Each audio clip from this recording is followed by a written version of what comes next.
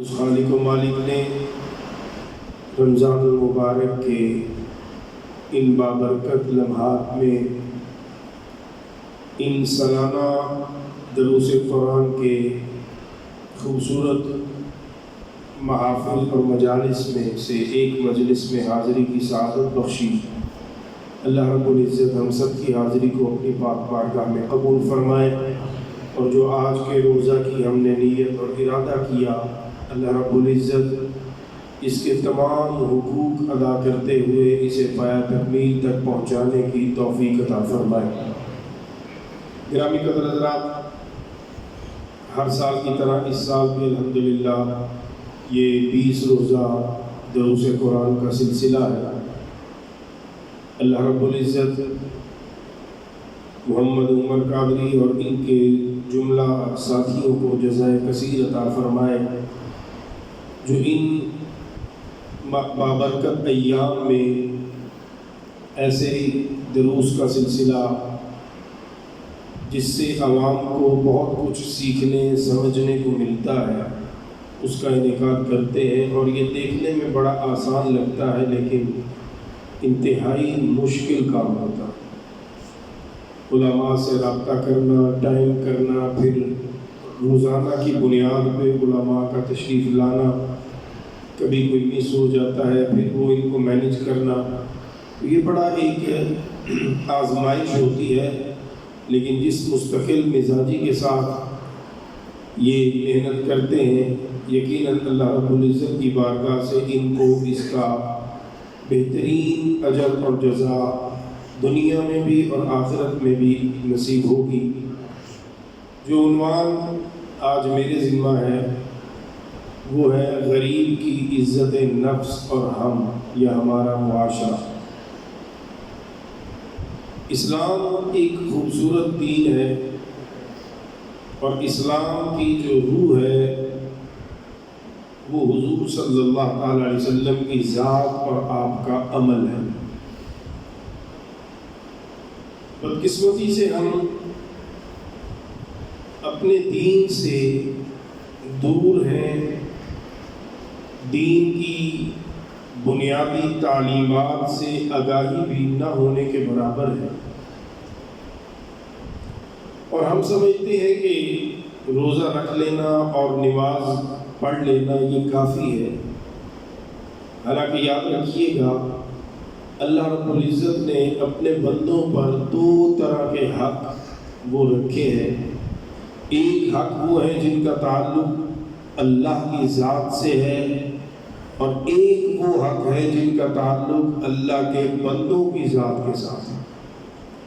جو اللہ کی ذات کے ساتھ ہیں ان کو حقوق اللہ کہتے ہیں، اور جو بندوں کے ساتھ اٹیچ ہیں ان کو حقوق العباد کہتے ہیں۔ اور اسلام کی منشا یہ ہے کہ انسان اپنے ذمہ دوسرے انسانوں کے حقوق کو ادا کرے۔ ان میں سے ایک حق یہ ہے کہ اگر اللہ رب العزت نے آپ کو اور مجھے مال عطا کیا ہے تو وہ مال صرف ہمارا نہیں ہے۔ قرآن مجید، قرآن رشید اس کو یوں بیان کرتا ہے کہ یہ جو ہم نے تمہیں مال دیا ہے اس میں سے ہماری راہ میں خرچ کرو۔ یہ جو ہم نے تمہیں مال دیا، یہاں پہ آ کے ٹھوکر لگی، ہم نے کہا نہیں یہ تو ہم نے اپنی محنت سے کمایا، یہ تو ہم نے بڑی مشقت اور اذیت کے بعد کمایا، یہ تو میرا ہے۔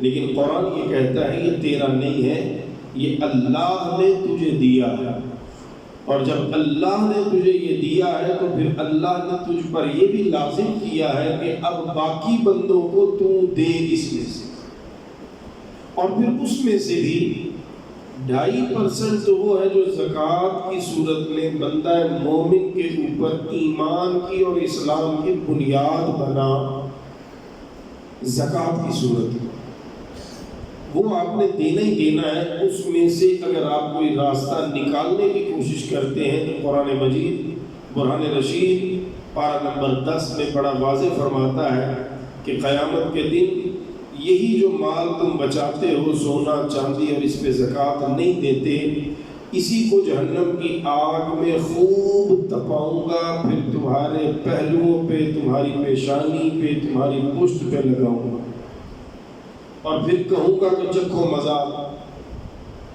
تو وہ ایک نظام رب نے دیا، زکوٰۃ کی صورت میں ہو، صدقہ و خیرات کی صورت میں ہو، کہ بندہ اپنے دوسرے مومنوں کا حق اس میں سے ادا کرے۔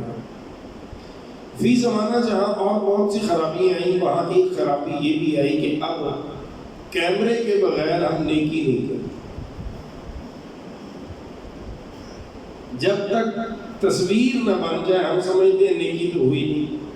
یہاں تک کہ بیت اللہ شریف کا طواف کرتے ہوئے حالت احرام میں، عمرے کا طواف کرتے ہوئے بھی جب تک تصویریں نہ کھینچ لی جائیں ہمیں تسلی نہیں ہوتی۔ روزہ رسول پہ حاضری ہے، یہاں پاکستان میں ہم کہتے ہیں کہ جی وہاں جائیں تو ہم دنیا بھول جائیں، لیکن جب اللہ کرم کرتا ہے اور اللہ کے حبیب صلی اللہ تعالیٰ علیہ وسلم ہم گناہگاروں کو قدموں میں آنے کی اجازت عطا فرماتے ہیں تو وہاں ہمارا رخ سرکار کے قدمین شریفین کی طرف ہونے کی بجائے پشت ادھر ہوتی ہے، کیونکہ منہ سیلفی میں لینا ہے۔ تو یہ جو ہمارے اندر ایک نئی بیماری آئی ہے کہ بغیر تصویر کے نیکی کو نیکی ہم نہیں سمجھتے، اسی کا ایک اثر یہ بھی آیا کہ اگر تو کوئی بندہ زکوٰۃ دیتا بھی ہے تو وہ دوسرے کی عزت کو پاؤں کے نیچے روند کے دیتا۔ رش لگا ہوا ہے جس لوگ سحری کے بعد 200-250 بیویاں بیٹھی ہیں، لائن لگی ہوئی ہے، وہاں سے گزرو پوچھو کیا ہوا، تو جی سیٹھ صاحب نے آج راشن بانٹا۔ 10 بجے پھر گزرو، عورتیں بیٹھی ہوئی ہیں، کیا ہوا، ابھی سیٹھ صاحب کی آنکھ نہیں کھلی۔ یوں کسی کی عزت کو اپنے قدموں کے نیچے روند کے یہ سمجھنا کہ ہم نے کوئی نیکی کر لی یا ہم نے کوئی بہت بڑا کام کر دیا، کارنامہ سر انجام دے دیا، تو میرے عزیز بہتر تھا اس دکھاوے سے کہ تو دیتا ہی نہیں۔ اگر کسی کی اگلی آزمائش یہ ہوتی ہے جی شناختی کارڈ دکھاؤ، بندہ پوچھے تو نے کو 5 مرلے کا مقام اس پہ نام کرنا ہے نا، تو آئی ڈی کارڈ دیکھے گا تو کرے دینا کہ یہ چونگے 1500 کا راشن نہیں دینا، آئی ڈی کارڈ دے گی، آئی ڈی کارڈ جمع کرانا۔ ایک 1500 کے راشن کے پیچھے آئی ڈی کارڈ جمع کرو۔ ویسے ہی ہماری پھر گورنمنٹ کا نظام ہے، 2 کلو چینی کے لیے بندہ صبح سے جاتا ہے، زور کے وقت کہیں پسینے میں ڈوب کے آتا ہے، 2 کلو چینی لے کے آیا ہوں۔ یوں عزت نفس کو پامال کرنے والوں، کاش تم نے رسول اللہ صلی اللہ علیہ وسلم کے دین کو سمجھا ہوگا۔ رب فرماتا ان تبدوا الصدقات فنعما ہی وَإِن تُخْفُوهَا وَتُؤْتُوهَا الْفُقَرَاءَ فَهُوَ خَيْرٌ لَكُمْ۔ ظاہری طور پر دینا فرمایا یہ بھی ٹھیک ہے، لیکن جو چھپا کے دیتا ہے یہ سب سے بہترین کرتا ہے۔ وجہ یہ ہے کہ جس کی راہ میں دے رہا ہے وہ تو دلوں کے حال جاننے والا ہے، وہ تو علیم بذات الصدور ہے، وہ تو تیرے خیالوں کو بھی پڑھ لیتا ہے، وہ تو تیرے دل کی گہرائی میں جو ارادہ جو نیت ہے وہ تو اس کو بھی جانتا ہے۔ جب تو اس کے لیے دیتا ہے تو پھر یہ یقین رکھ کے دے کہ کوئی اور جانے نہ جانے وہ رب ضرور جانتا ہے۔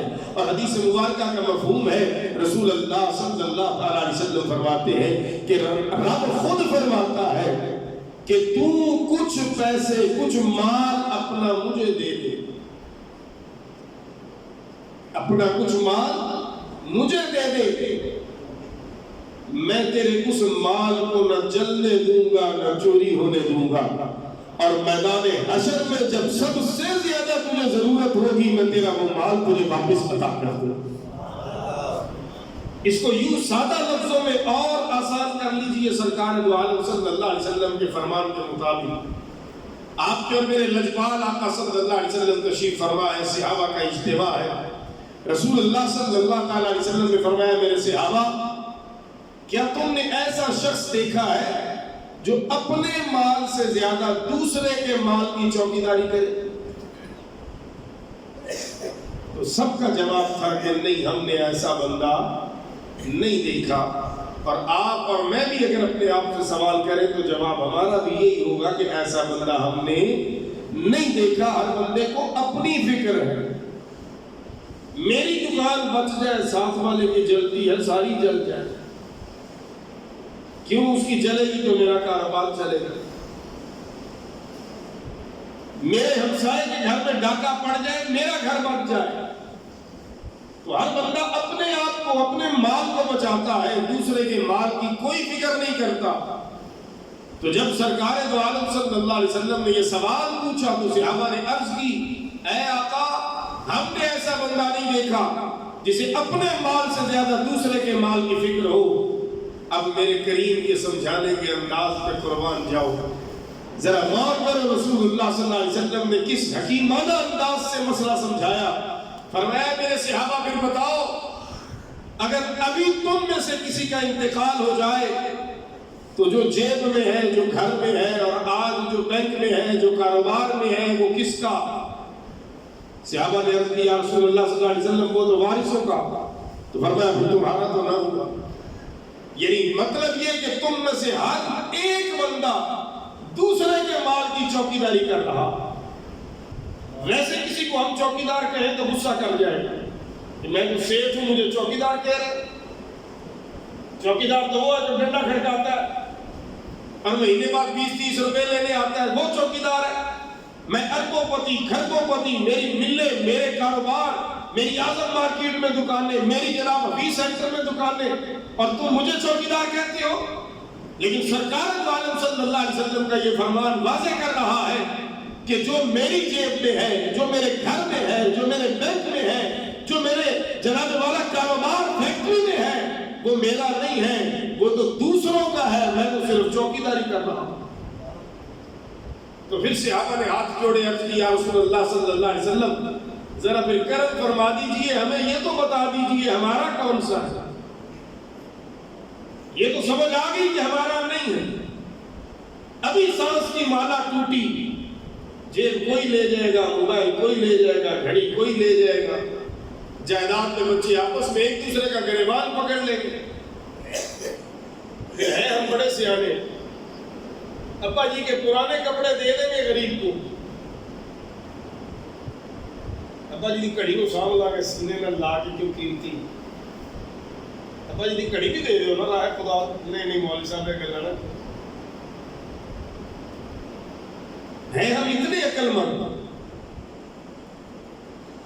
کہ جس باپ نے ساری زندگی چوکیداری کی، تمہارے مال پر چوکیدار بن کے بیٹھا رہا، اب جب وہ قبر میں چلا گیا تو تم 1 روپیہ اس کے نام پہ اللہ کی راہ میں صدقہ دینے کو تیار نہیں ہو۔ تو صحابہ کرام نے مسئلہ آسان کر دیا، عرض کی آقا پھر فرمائیے ہمارا کون سا ہے؟ فرمایا تمہارا صرف وہ ہے جو تم اپنی زندگی میں اپنے ہاتھوں سے راہ خدا میں لگا جاتے، وہ تمہارا ہے، باقی کچھ بھی تمہارا نہیں۔ اور اب تو حدیث مبارکہ دوبارہ سنیے، رب فرماتا ہے کچھ مجھے بھی دے دے۔ مجھے دینے کا مطلب یہ ہے میرے بندوں پہ لگا دے، غریبوں پہ لگا دے، مسکینوں پہ لگا دے، یتیموں پہ لگا دے، دین پڑھنے والے طلباء پہ لگا دے، بیوہ عورتوں پہ لگا دے، میری راہ میں لگا دے۔ فرمایا تیرا دنیا کا مال تجھے ہر وقت سونے نہیں دیتا، تو ڈرا رہتا ہے کہ چوری نہ ہو جائے، تو ڈرا رہتا ہے کہیں جل نہ جائے۔ حفیظ سینٹر والوں کو پتا تھا آگ لگے گی ہمارا سب کچھ جل جائے گا، لیکن ابھی 2-2.5 مہینے پہلے رات کو جب 12 بجے دکان بند کر کے وہ گئے تھے تو وہ لکھ پتی تھے، لیکن صبح جب سو کے اٹھے تو پتا چلا کہ سب کچھ جل کے راکھ ہو چکا ہے۔ تو رب فرماتا ہے نہ جلنے دوں گا نہ چوری ہونے دوں گا۔ قیامت کے دن جب دنیا ایک ایک نیکی کو ترس رہی ہوگی، میں تیرا وہ دیا ہوا تجھے واپس لوٹا دوں گا اور تیرے لیے وہاں پہ منزل طے کرنی آسان ہو جائے گی۔ اب 2 مثالیں میں جلدی سے دے کے بات کو اپنی مائنڈ اپ کر دوں آج کے لیے۔ کیونکہ بات سمجھانی ہے، وہ گھنٹے میں سمجھا لے یا وہ 10 منٹ میں سمجھا لے۔ حضرت امام حسن مجتبیٰ جن کا آج یوم ولادت بھی ہے اتفاق سے، شہزادہ رسول، آپ کے اور میرے کریم آقا صلی اللہ علیہ وسلم کی پیاری صاحبزادی حضرت سیدہ فاطمہ الزہرا رضی اللہ تعالی عنہا و سلام اللہ علیہا کے بڑے بیٹے، آپ کے دروازے پہ ایک سائل آ گیا، اس نے سوال کر دیا کہ میں مقروض ہوں، مجھے 400 یا 450 درہم یا دینار میرے اوپر قرضہ ہے، اے امام کرم کیجئے میرا قرضہ اتار دیجئے۔ امام نے فوراً اس کی جو ڈیمانڈ تھی، جو اس کا مطالبہ تھا، اس کو پورا فرما دیا۔ بندہ چلا گیا، امام حسن مجتبیٰ بیٹھے اور رونے لگے، روئے اتنا کہ ہچکی بن گئی۔ اب اللہ کرے یہ بات میرے اور آپ کے دل میں اتر جائے اور ہمیشہ یاد رہ جائے۔ جنت کے جوانوں کا سردار، جس کو خود رسول اللہ صلی اللہ علیہ وسلم فرمائیں گے الحسن والحسین سیدا شباب اہل الجنہ، جنت کے جوانوں کا سردار دیکھنا ہو تو میرے بیٹے حسن کو دیکھ لینا یا حسین کو دیکھ لینا۔ اب رو رہے ہیں، ساتھیوں نے پوچھا اے امام روتے کیوں ہیں؟ یہ تو شکر کا مقام ہے، ایک سائل آیا تھا، اس کی ایک مجبوری تھی، پریشانی تھی، آپ نے وہ دور کر دی۔ یہ شکر کا مقام ہے، یہ خوشی کا مقام ہے، رونے کا مقام نہیں ہے۔ امام حسن مجتبیٰ چونکہ بیٹے ہیں نا آقا کے، تو سنو جواب، فرمایا کہ جب انسان کسی سے مانگنے کے لیے ارادہ کرتا ہے تو اس ارادے کو پورا کرنے میں کئی بار مرتا ہے، اور آسان کر دیتا ہے۔ اگر ہم میں سے کسی نے کسی بھائی سے پیسے قرض مانگنے ہو نا تو بار بار موبائل نکالتے ہیں، دیکھتے ہیں، پھر رکھ دیتے ہیں، دیکھتے ہیں، پھر رکھ دیتے ہیں، پھر نمبر ڈائل کرتے ہیں، پھر اگلا اٹھا لیتا ہے، پھر ہمت نہیں پڑتی، وہ پوچھتا ہے خیریت تھی، تو پھر ہم کہتے ہیں یار ویسے حال پوچھنے کے لیے فون کر لیا تھا۔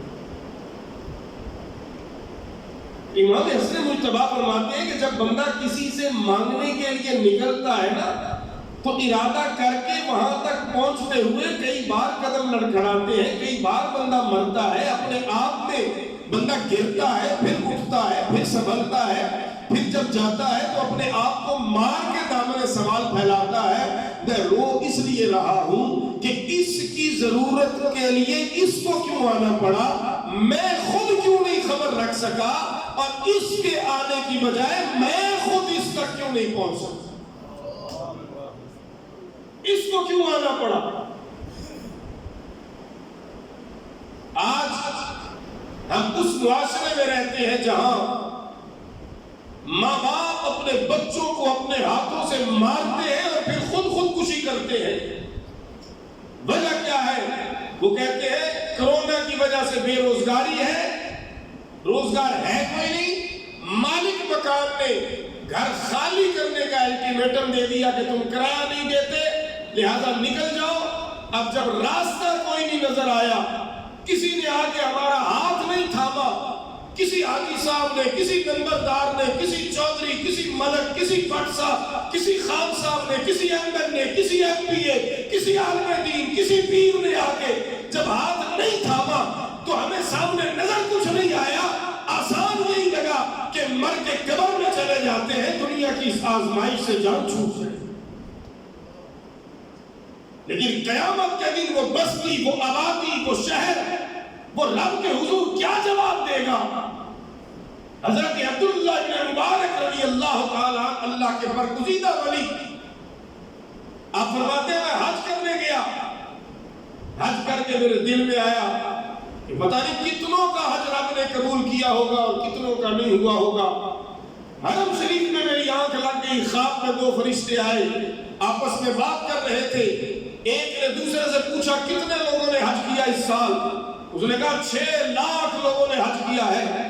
پھر اس فرشتے نے سوال کیا 6 لاکھ میں سے رب نے قبول کتنوں کا کیا ہے؟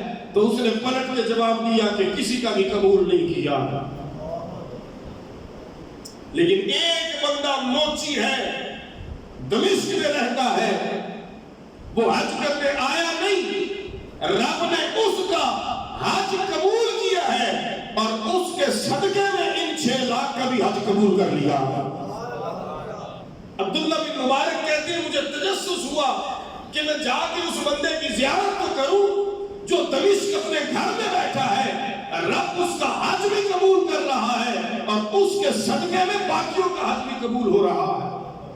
عبداللہ بن مبارک کہتے ہیں میں جب تلاش کرتا کرتا پہنچا، اس کو ملا جا کے، میں نے پوچھا بتا تمہیں کیا ایسا عمل کیا کہ رب کو تیرا وہ عمل اتنا پسند آیا کہ رب نے گھر بیٹھے بیٹھے تیرا حج قبول کر لیا ہے؟ وہ رو پڑا، رو کے کہنے لگا میں نے بڑی مشکل سے پیسے جمع کیے تھے حج کے لیے، ہمارے ہمسایوں کے گھر سے گوشت کی خوشبو آئی، میں نے اپنے بچوں کے کہنے پر کہ انہوں نے کہا ہمارا دل کرتا ہے ہم بھی گوشت کھائیں، تو میں نے کہا کہ میں نے تو حج کے لیے بڑی مشکل سے پیسے جوڑے ہیں، جوتے سی کے لوگوں کی باتیں سن سن کے پیسے جمع کیے ہیں، اس میں سے تمہیں گوشت کھلاؤں تو حج پہ نہیں جا سکتا، جاؤ ہمسائے کا دروازہ کھٹکھٹاؤ اور ان سے سوال کرو تھوڑا سا سالن دے دے۔ وہ کہتے ہیں جب میرے بچے گئے تو ہمسائے نے کہا کہ یہ گوشت ہم تمہیں نہیں دے سکتے۔ عبداللہ ابن مبارک نے پوچھا پھر کیا ہوا؟ اس نے کہا میں خود گیا، پھر میں نے جا کے دستک دی، صاحب خانہ باہر آیا، میں نے کہا یار ہمسائے کا اتنا بھی حق نہیں کہ تو ہمیں تھوڑا سا سالن دے دے؟ تو وہ رو کے کہنے لگا کہ یار میں تجھے کیسے سالن دے دوں، میرے گھر 3 دن سے کھانا نہیں پکا تھا، یہ ایک مرا ہوا جانور میں نے اس کا گوشت لا کے پکا کے بچوں کو کھلا رہا ہوں، شریعت مجھے تو اجازت دیتی ہے یہ کھانے کی لیکن تجھے اجازت نہیں دیتی۔ وہ کہتا ہے میں رویا، میں نے کہا تو کون سے حج کے لیے جانا چاہ رہا ہے، تو کیا کر رہا ہے، تجھے یہی نہیں خبر کہ تیرا ہمسایہ بھوک سے تڑپ رہا ہے؟ وہ کہتا ہے میں نے ہاتھ جوڑ کے وہ جو پیسے اکٹھے کیے تھے اس کو پیش کیے اور اس سے معافی مانگی کہ میرے بھائی مجھے معاف کر دے، میں تیری خبر نہیں رکھ سکا، یہ قبول کر لے، یہ عمل میرا رب کو شاید پسند آ گیا ہوگا۔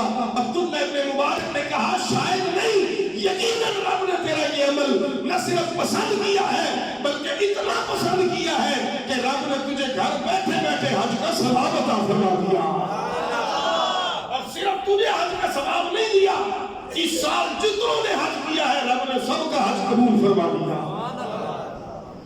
آج دل پہ ہاتھ رکھ کے بتاؤ کتنوں کو ہم میں سے اپنے ہمسایوں کی خبر؟ مسجد میں باجماعت نماز کا ایک مقصد یہ بھی ہے کہ جو نمازی نماز میں نہ آئے اس کے گھر جا کے پوچھو خیریت تھی، آج آپ نظر نہیں آئے، کوئی پریشانی تو نہیں، کوئی تکلیف کوئی بیماری تو نہیں، ہمارے لائق کوئی حکم تو نہیں؟ لیکن ہم سمجھتے ہیں نہیں، آؤ نماز پڑھو گھر چلے جاؤ، بس ہم نے بڑا کو تیر مار لیا، ہم نے کوئی بڑی دنیا فتح کر لی۔ تو ایسے نہیں ہوتا میرے عزیز، جب انسان کسی کی ضرورت میں کسی کی مجبوری میں اس کے کام آ جاتا ہے تو رب پھر گھر بیٹھے بیٹھے حج کا ثواب عطا فرما دیتا ہے۔ ایک اور شخص کی بات ذہن میں آئی، حج پہ جا رہے تھے، راستے میں ایک پڑاؤ کیا ایک جگہ پہ، تو پیشاب کے لیے ذرا سائڈ پہ نکلے تو ایک گھر نظر آیا، وہاں سے بچوں کے رونے کی آواز آئی، اس شخص نے دروازہ کھٹکھٹایا، اندر سے ایک عزت ماں بہن بیٹی کی آواز آئی، اس نے کہا کون؟ کہا بہن یہ پوچھنا ہے بچے کیوں روتے ہیں؟ اس نے کہا میں ایک بیوہ عورت ہوں، شوہر فوت ہو گیا ہے، بچے بھوک سے بلک رہے ہیں، میرے پاس وسائل نہیں میں اسے کچھ دے دوں۔ کہتا ہے میرے اندر لڑائی شروع ہو گئی، ایک طرف یہ تھا کہ حج پہ جا جس کے لیے گھر سے نکلا ہے، اور ایک طرف یہ تھا کہ اس بہن کی مدد کر دیں۔ وہ کہتا ہے پھر میں نے سوچا مدد کر دوں تو میں حج پہ نہیں جا سکوں گا، واپس بستی میں جاؤں گا تو کیا منہ لے کے جاؤں گا، لوگ کہیں گے بڑا حج کرنے نکلا تھا۔ خیر فیصلہ اس نے یہ کیا کہ کوئی بات نہیں، میں جنگل میں چھپ جاتا ہوں، پیسے اس بہن کو دیتا ہوں، جب یہ قافلہ حج کر کے واپس آئے گا چھپ کے میں بھی بیچ میں شامل ہو جاؤں گا، گاؤں والوں کو کیا پتا چلے گا حج کر کے آیا ہے کہ جنگل سے آ گیا، چھپ گئے۔ اب یہ وہ حج ہے جو سال سال لگتا تھا، یہ 40 دن والا حج نہیں تھا کہ جہاز اڑا گئے، جہاز اڑا واپس آ گئے۔ اب وہ جنگل میں چھپا ہوا ہے، وہ گئے حج کر کے قافلہ واپس آیا، جب سال 1.5 سال کے بعد وہ بندہ آرام سے چھپتا چھپاتا بیچ میں شامل ہوا اور منہ لپیٹ رہا ہے کہ کوئی دیکھ کے پوچھ نہ لے کہ مکے میں تو نظر نہیں آیا، مدینہ منورہ میں تو نظر نہیں آیا، میدان عرفات میں تو تجھے ہم نے دیکھا نہیں، مزدلفہ میں تو نظر نہیں آیا، مینا میں تو تھا نہیں، قربانی تو نے کی نہیں، ہمارے ساتھ کدھر تھا؟ اب وہ ڈر رہا ہے، منہ چھپا رہا ہے۔ اچانک ایک شخص نے دیکھا، اس نے کہا واہ واہ واہ یار، تو طواف کرتے کرتے میرے آگے آگے چل رہا تھا۔ اب اس کے تڑپنے کی باری آئی، وہ تڑپا رویا، اس نے کہا یہ کیا معاملہ ہوا؟ تب رب نے خواب میں اس پر اس راز کو کھولا، فرمایا تیری یہ ادا مجھے اتنی پسند آئی، میں نے ایک فرشتے کو تیری شکل دے کے تیری طرف سے حج کے لیے حکم دے دیا۔ یا کبھی کسی کا ہاتھ تھام کے تو دیکھ، کبھی کسی کی عزت نفس مجروح کیے بغیر اس کی مدد کر کے تو دیکھو سکون کتنا ملتا۔ آخری بات امام زین العابدین جس پر عبادت ناز کرتی ہے، مولا حسین کا وہ بیٹا جس کا نام ہی زین العابدین ہے، آپ کا وصال ہوا۔ جب آپ کو نہلایا جانے لگا تو دیکھا آپ کے کندھوں پہ، آپ کی کمر پہ رسیوں کے نشان۔ نہلانے والے پریشان ہوئے، یہ معاملہ کیا ہے؟ انہوں نے خادم کو پکڑا، خاص خادم کو، انہوں نے کہا بتا یہ راز کیا ہے؟ انہوں نے کہا مجھے حضرت نے سختی سے منع کیا۔ انہوں نے کہا اب تو دنیا سے پردہ فرما گیا، اب بتا۔ انہوں نے کہا مدینہ منورہ کے 100 ایسے گھر جو غریب تھے، رات کی تاریکیوں میں رسول اللہ کا یہ بیٹا خود اپنی پشت پہ راشن اٹھاتا تھا، ان کے دروازوں پہ رکھ دیا رات کی تاریکیوں میں، اور ساری زندگی یہ عمل رہا۔ جن کو راشن ملتا تھا وہ شکر کرتے تھے، لیکن خبر نہیں تھی کون دے کے جا رہا ہے۔ جب رسول اللہ کا بیٹا دنیا سے گیا تو پھر انہیں پتا چلا کہ یہ جو راشن ہر مہینے آتا تھا یہ کوئی اور نہیں، رسول اللہ کا بیٹا خود اٹھا کے رات کو چھوڑ کے جاتا۔ خادم کو بھی اجازت نہیں تھی۔ ہم کہاں کھڑے؟ آج ہم اپنے نفس کی تسکین کے لیے نیکی کرتے ہیں، اور کبھی اللہ کی رضا کے لیے بھی کر کے دیکھو، کبھی رسول اللہ صلی اللہ علیہ وسلم کو راضی کرنے کے لیے بھی کر کے دیکھ لو۔ نفس بڑے موٹے تگڑے کر لیے ہم نے، ایک دن اللہ رسول کی رضا کے لیے عمل کر کے دیکھ، تجھے خود تیرا دل بول کے بتائے گا کہ آج کا یہ عمل تیرا رب نے اپنی بارگاہ میں قبول کر لیا۔ اللہ رب العزت کی بارگاہ میں یہ دعا، یہ التجا کہ خالق کائنات ہم سب کو صدقہ و خیرات کرنے کی توفیق تو دے، لیکن ساتھ ساتھ چھپا کے کسی کی عزت نفس مجروح کیے بغیر۔ اور یہ بھی حدیث مبارکہ کا مفہوم ہے کہ بہترین صدقہ وہ ہے جو تو دائیں ہاتھ سے دے، تیرے بائیں ہاتھ کو خبر نہ ہو۔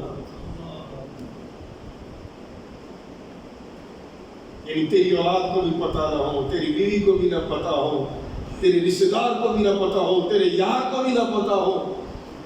جب تم مرے تو پھر راز کھلے کہ یار تیرا یار تو اتنا اچھا تھا، ساری زندگی ہمارے گھر میں راشن ڈالتا رہا، پھر مزہ آیا۔ یہ نہیں کہ بندہ خود اشتہار لگاتا پھرے میں 50 گھروں میں راشن دیتا ہوں، اور شکر کر تجھے رب نے دینے والا بنایا ہے، نہیں تو ان 50 گھروں میں جن میں تو راشن دیتا ہے ممکن ہے 50واں گھر تیرا اپنا ہو۔ آج اگر کسی کی بیٹی کو ایک آٹے کا توڑا دیتے ہوئے تصویر کھنچواتے ہو تو وقت نہیں لگتا عورت کے بیوہ ہونے میں، 1 سیکنڈ میں ہم مر سکتے ہیں، ہماری یہ بیوییں بیوہ ہو سکتی ہیں، کل کو ہماری بیوی اس عورت کی جگہ پہ ہو تو پھر سوچ قبر میں بھی تیرے دل پہ کیا گزرے۔ 8 بندے جناب 2 کلو چینی پکڑا رہے اور تصویر بن رہی ہے. خدا کا خوف کرو یار.